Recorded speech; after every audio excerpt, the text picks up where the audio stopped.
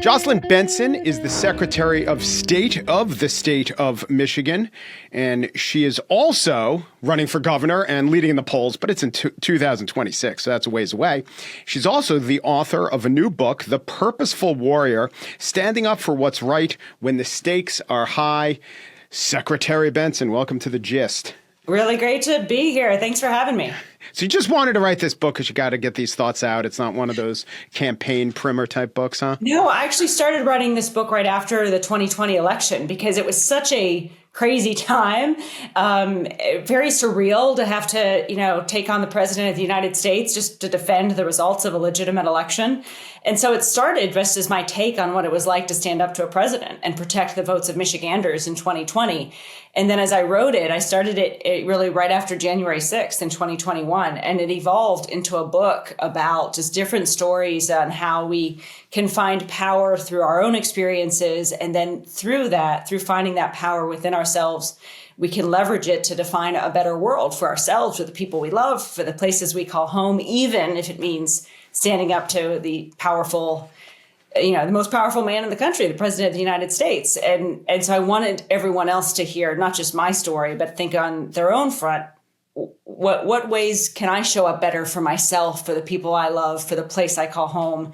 And what would that look like? And what would I need to do that? That's why I wrote this book to that person. It starts with a gripping and terrible account of death threats and protesters, if you want to call them that, besieging your place of residence. How much, this is terrible, death threats are sadly common in American life. In Michigan politics, they're very common. How much do you think it actually affects the actions of elected officials? Well, I know on behalf of me, Governor Whitmer was subject to a kidnapping threat. We saw my friend Governor Josh Shapiro in Pennsylvania recently have an attack on his residence right after Passover. For all of us, it does two things. One, it makes us more determined to do our jobs and to do them well. It doesn't have an impact on us warriors for making us afraid, right? We instead become emboldened to fight even harder than we would before. And secondly, it creates a sense of solidarity or bond, even if we don't agree on things amongst those of us who have had to deal with these things, because we understand that public service shouldn't require you to be sheltering in your home while people are outside with guns, right? And so that basic understanding can create strength in solidarity as well as strength of purpose. And I know for myself and the other women of Michigan who have dealt with these threats for a number of years now, it's really only made us stronger, more connected to each other, and more determined to do our jobs and serve the public well.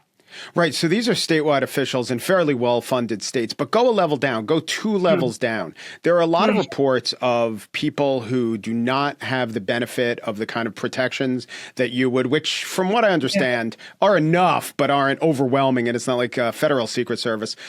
But you always hear reports that this has an effect. And maybe one of the effects is good people not even running for public office. Yeah.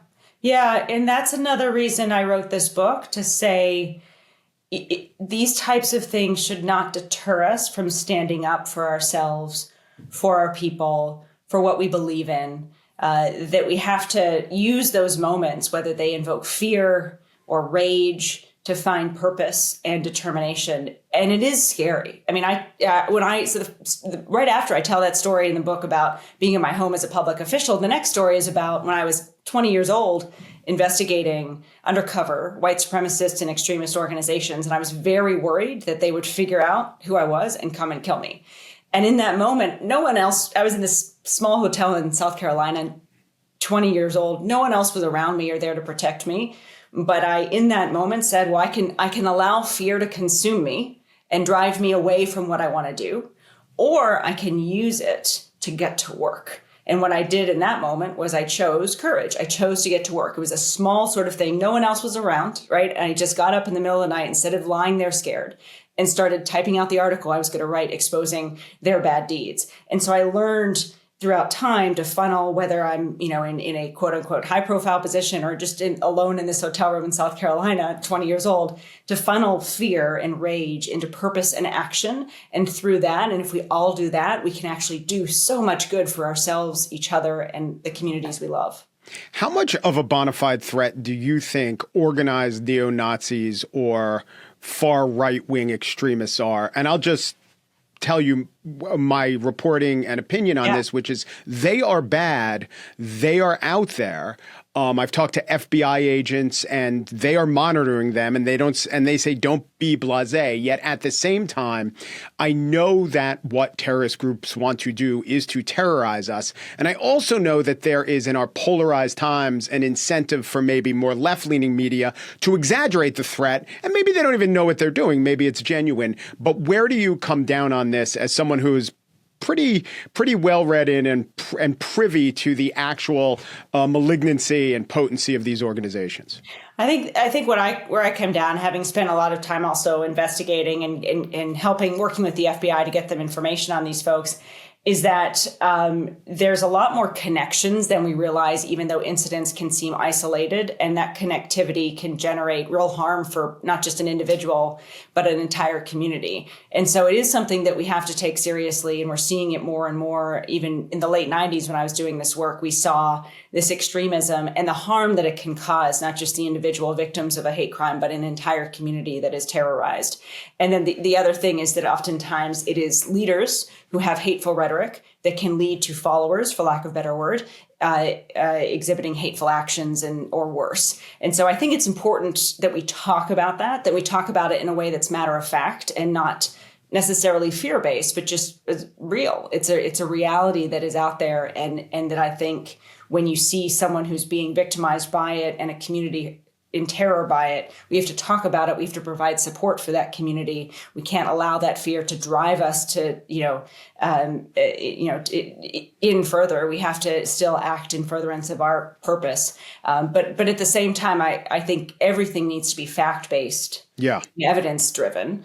And when we depart from that, then it becomes easier to kind of dismiss the actions even when they occur, because there's been such consistent sort of rhetoric around it. So I just try to be fact-based, evidence-based, recognize the connections, try to tell and try to support those who are victimized. I sometimes draw a parallel between the fears after 9/11 of Islamic terrorism, which was real, which was a threat, and yet it was also greatly exaggerated at times and smeared very innocent people. And so it's not an exact parallel because there is no real, salt of the earth, God-fearing, far right-winger who isn't quite going to do terrorism. But I do remember the fear that you're talking about, and oftentimes how the media went overboard in describing the threat. And I wonder, as you sit there in Michigan, which has the largest percentage-wise Muslim population, if you see any parallels to that. Yeah, I think one, you sort of can't paint, no community is a monolith, right? So one, beginning with that principle that we can't paint anyone with a large brush. And that secondly, we have to recognize the very disempowering or sort of, challenging aspect of without facts or without evidence being, laden with suspicion for, particular issues or beliefs. So I think, in my view, one, from a governing standpoint, focusing on, economic support for all, making sure everyone has a fair chance to succeed is key. From a interpersonal standpoint, I think it's important to just simply look at facts, look at evidence, work with law enforcement, draw the connections between hateful rhetoric and hateful acts, but not go beyond that to a broader scope of that can lead to larger communities being penalized or traumatized or worse based on the actions of a few. Tell me about the group that you formed during the 2020 election, during the worst of the denialism of the 2020 election, with the local and statewide election officials from your state, Pennsylvania, Wisconsin, Arizona, Nevada, Georgia. Was this mostly a WhatsApp or Signal chat group where you were trading information, bucking each other up, asking for advice? What was going on there? No. So one, we were all, after the 2020 election, we recognized, as we looked around to Georgia, Arizona, we were facing a nationally coordinated effort to dismantle a presidential election.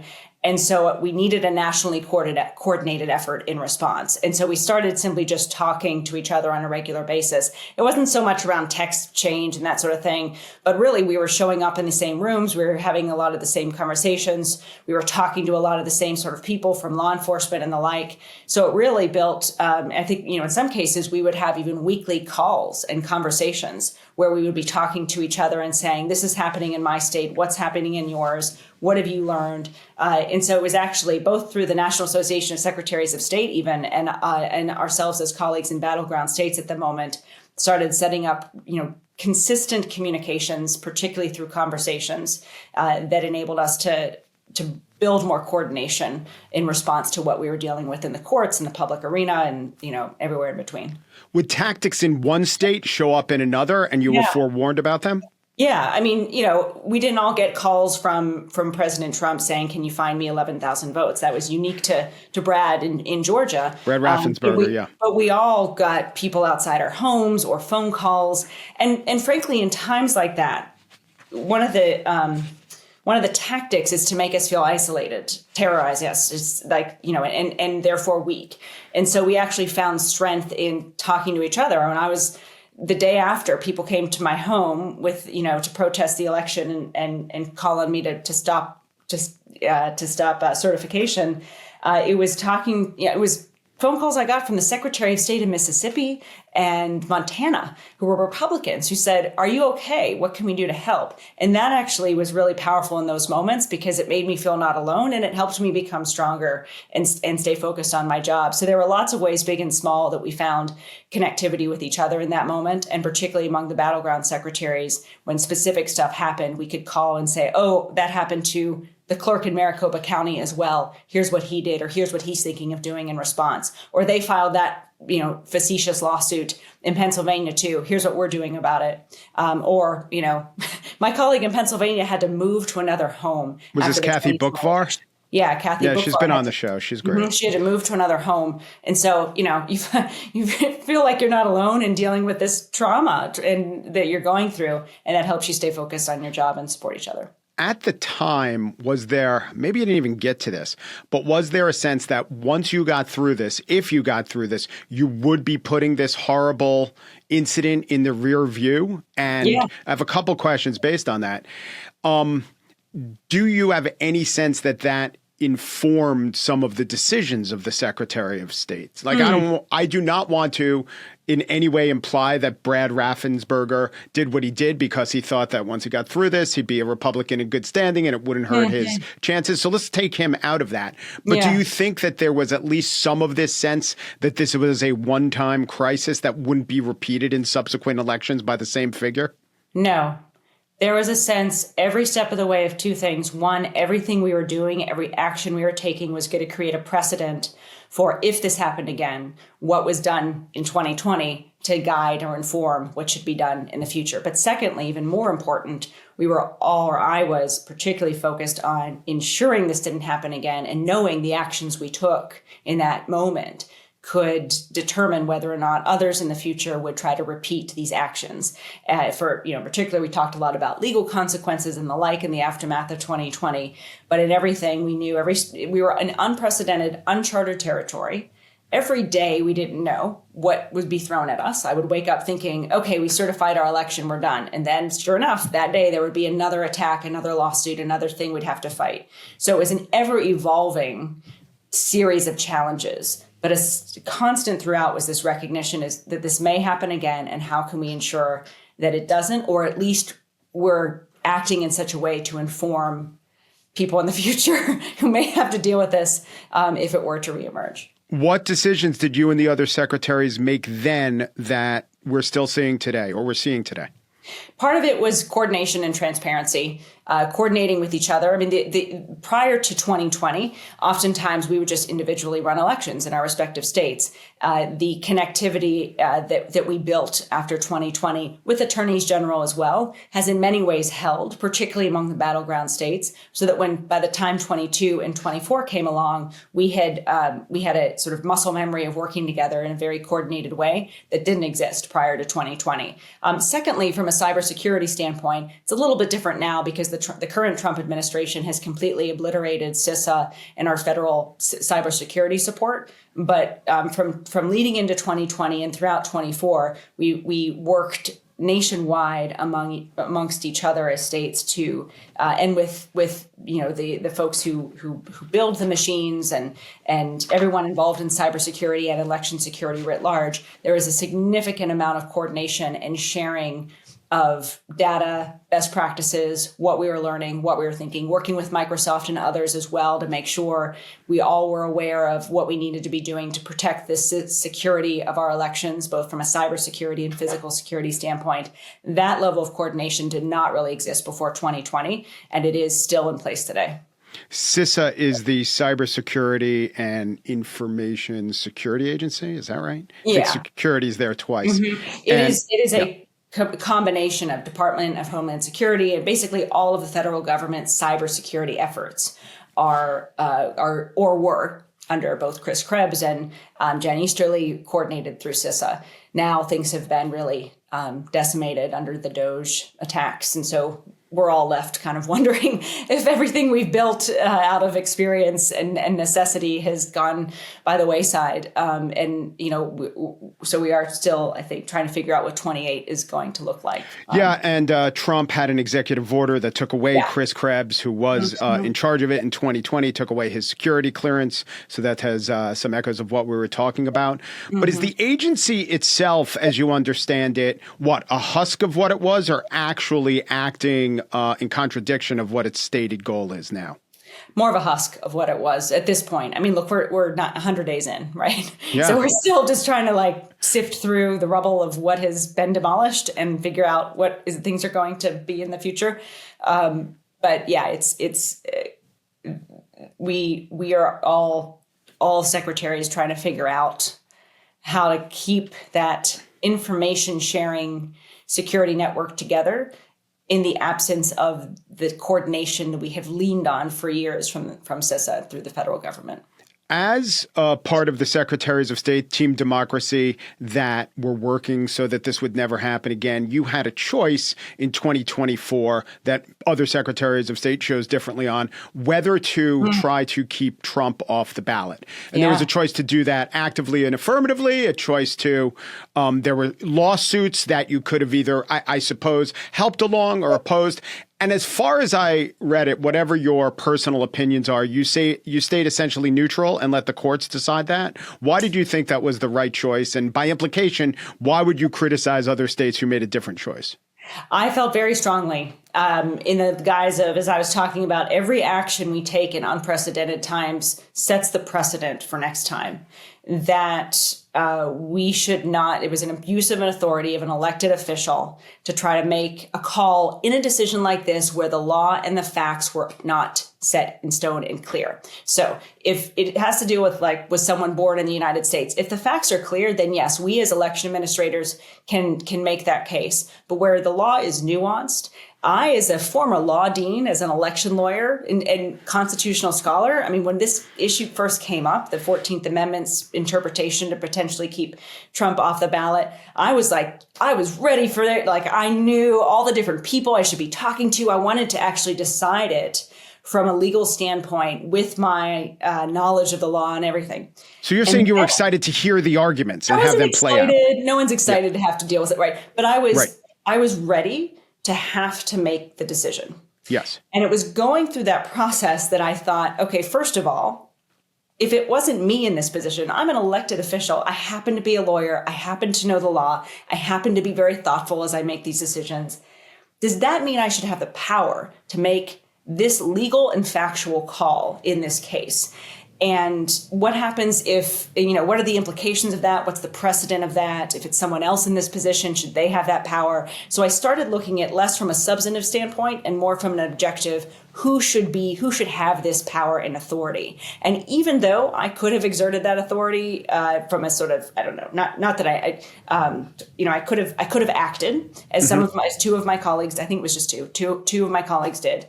I felt very strongly it would not have been appropriate for me, for the Secretary of State in an elected position that did not have anything in the law that said I would have that authority, to just assume that authority and execute it on my own, sort of with my own opinion. It wasn't right. It was not appropriate. And the Supreme Court agreed. Your Supreme Court, the U.S. Supreme Court. U.S. Supreme Court, yeah. And I will also quote you back to you as Michigan Secretary of State and a former election law professor and law school dean. I'm keenly aware of the responsibility I bear in reassuring voters that our democracy is secure, fair, and accessible. This was the heading of the brief that you filed, saying exactly what you told me. The most judicious thing is for you to stay out of it. Right. So, if another court had said, yes, he was guilty of an insurrection and that violates the 14th Amendment, then I would have been able to have the authority to implement that decision. I was not a court. I'm an elected official. And so it didn't feel, it just didn't feel the appropriate place for that decision to be housed, to be with individual state elected officials. It felt more appropriate to be housed in the courts, as it ultimately was. So it was, but it was a tough time because Democrats were getting a lot of pressure behind the scenes to do what some of my colleagues did, and which to me was a more political move. And it just didn't feel like the right thing to me. I published an op-ed in the Washington Post that sort of laid out where I was and why.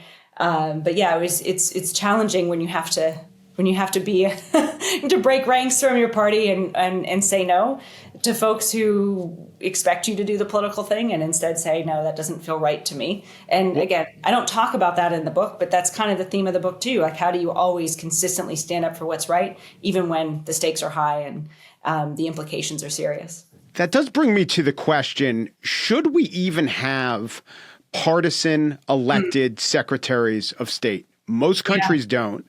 Break it down in both parts. There's the partisan part and then there's the elected part. What are the pluses and minuses of each? I wrote a book on secretaries of state as guardians of democracy back like 2008. And I wrestled with this question because on the one hand, you have elected secretaries of state through a partisan process or nonpartisan process, which is still problematic. And some would argue that having a D or R after your name sends a signal to voters on different things that is helpful and informative. And if you're just nonpartisan, it's harder to figure out where that particular candidate would actually come down on an issue. And voters should be able to know that before casting their vote. Some states have the office, Pennsylvania, Florida, have it be appointed as a position. And so really the question often is, should this position be an elected one or should it be an appointed one?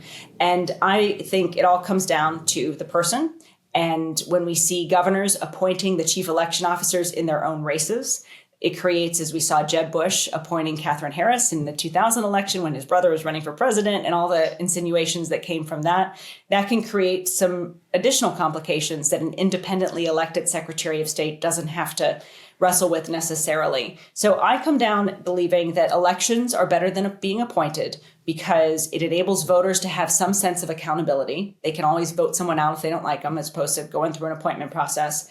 And secondly, I do think that having a D or R after one's name helps indicate to a voter, which is priority number one, how someone's going to be and who they are. However, I think it's most important that anyone seeking this position be professional and bipartisan and transparent.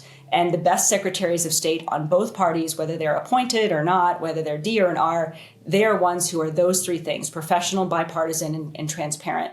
And if we can stay in that lane and all support secretaries who do that, then no matter how we get there, then we can have good governance. Back to the question, doubling back on, had you decided to exclude Trump from the ballot? My question is, can you imagine? Can you imagine if that had gone through and been allowed to stand? We know that Michigan voted for Trump, and there are different scenarios, but what if Donald Trump had won, but wouldn't have been allowed to have the votes of Michiganders? What if Donald Trump had lost and his people were by the electoral votes of Michigan? It's just a can you imagine? What do you imagine might have happened?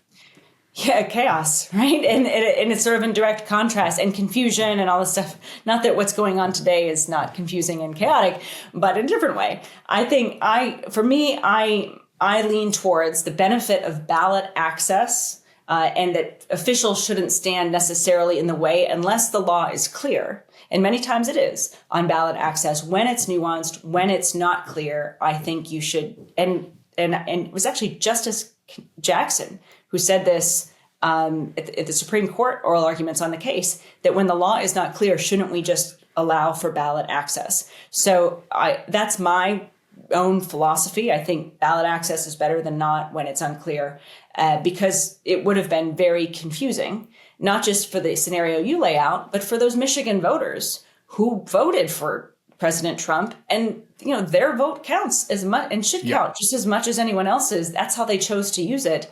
My job is to make sure that it comes to fruition. So to me, it really would take us very far away from our jobs as election administrators to simply make sure the will of the people is heard, respected, and preserved.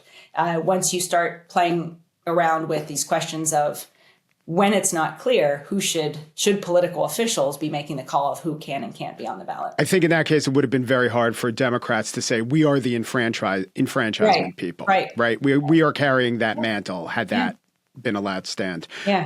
I know right now that the GOP in the House is subpoenaing you for election training docs, and I'll ask for your comment on that. And from what I understand, you're saying you have to redact some sensitive materials, but will comply. So let's just pause there. And where does that stand? I think so. Yes, transparency has been a hallmark of our administration. We've given buckets and buckets of documents over to these, partisan oversight committees. Happy to do it. But when it comes to passwords, which they've asked for, security information about election machines, that if candidates, which many of these lawmakers are, get access to it, it creates election security problems. I mean, there is a need to always figure out the line between transparency and protecting the security of our elections. And that's the line we're navigating here.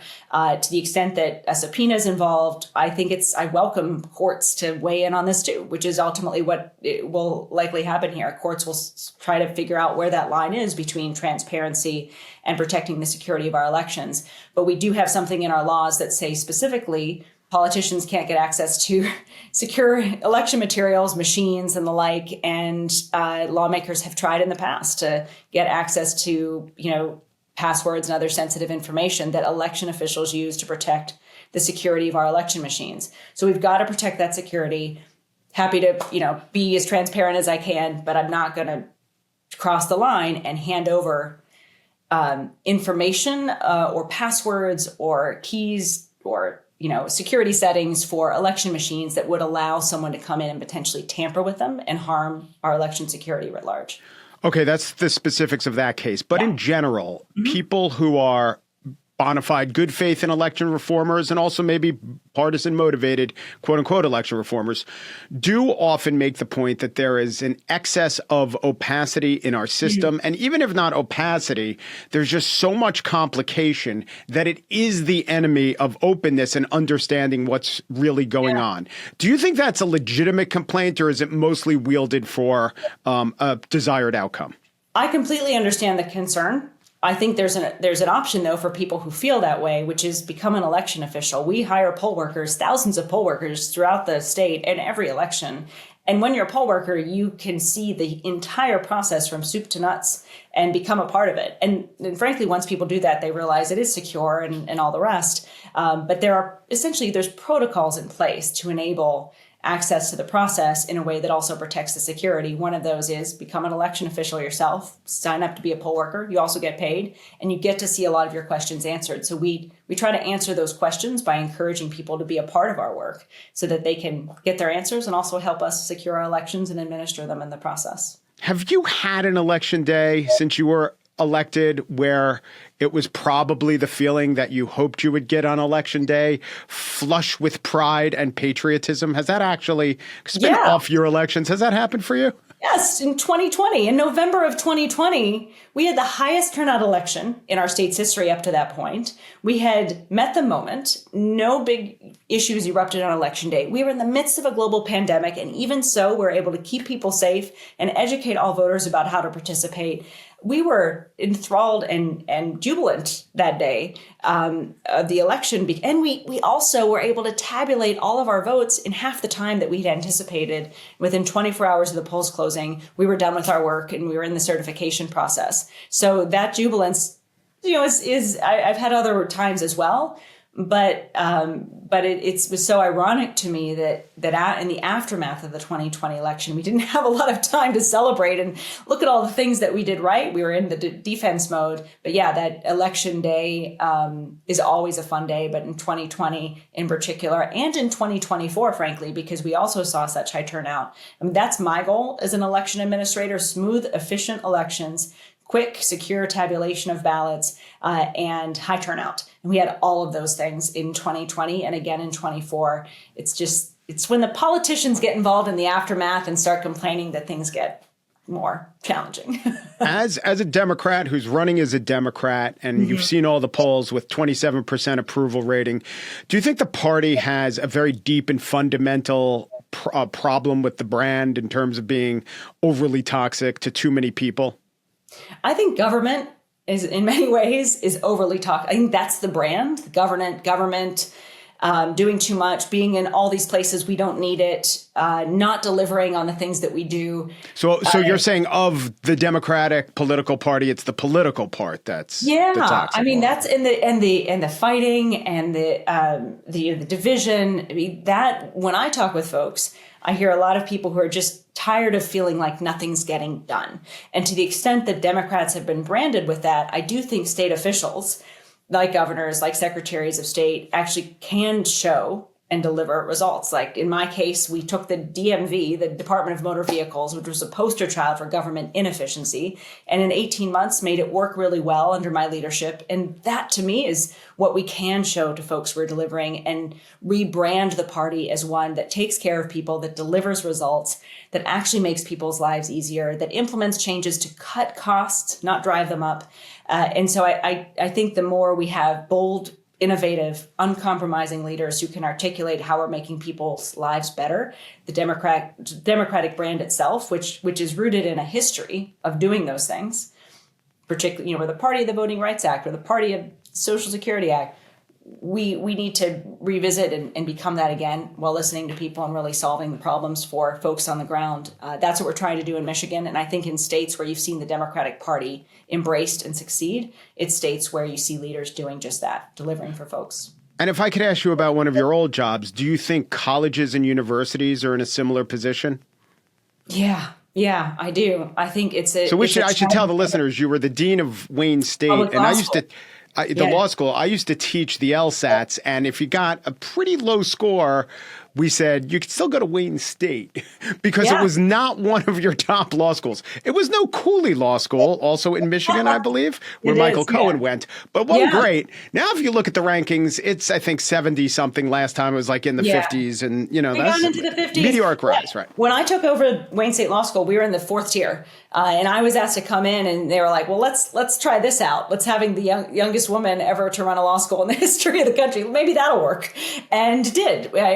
And I talk about this in the book. I came up with a plan. It was data driven. It was solution oriented. I worked hard, and we moved the needle. We changed those numbers. We cut tuition. We made law school more affordable for more people. We engaged our alumni in getting people jobs, which is what people want. You get this degree because you want a good paying job. And I focused on getting our students employed, and that's what helps rise up the rankings.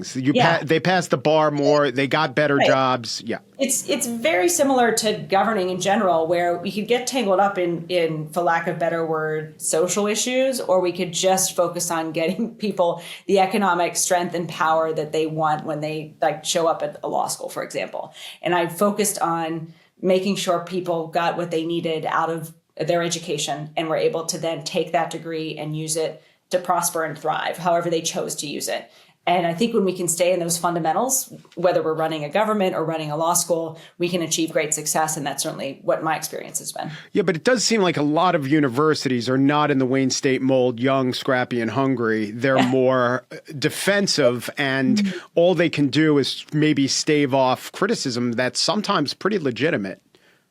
Yeah, it's hard. There's a broad brush there, but in general, educational institutions, especially in an era of misinformation and confusion and chaos, have a really important role to play in helping to prepare the next generation to inherit our democracy. That means being informed, being critical consumers of information, being innovators, thinking about how to create the next big thing, the next technological advancement, the next, solving climate change and all of our other big problems. There's so much important work universities need to be focused on, and empowering our young future leaders to be focused on. I think that the universities who can stay focused on that will continue to succeed. We're also, of course, in a very troubling time where you see the federal government and the executive branch overreaching, I believe, strongly. It's, into a world of academic independence that it needs to stay out of. And I do commend and I'm grateful for the academic institutions who are standing up in this moment, because no matter what you believe, we have to protect all of our students. We have to protect the safety and security of all of our students, and we have to also ensure that we're focusing with academic freedom intact on preparing those students to be critical thinkers and the leaders of tomorrow. Jocelyn Benson is the Secretary of State of the state of Michigan. The new book is The Purposeful Warrior, Standing Up for What's Right When the Stakes Are High. And if you're saying, sounds like a good book, but, was the foreword written by a cast member of Mean Girls? It was, in fact, by Amanda Seyfried. That's the book. Thank you so much. Thanks for having me, Mike. And thank you to Amanda, my dear friend, for talking about how we can all have a warrior within us to fight for what we believe in, no matter what profession we find ourselves in. Thank you. Thank you. Thanks.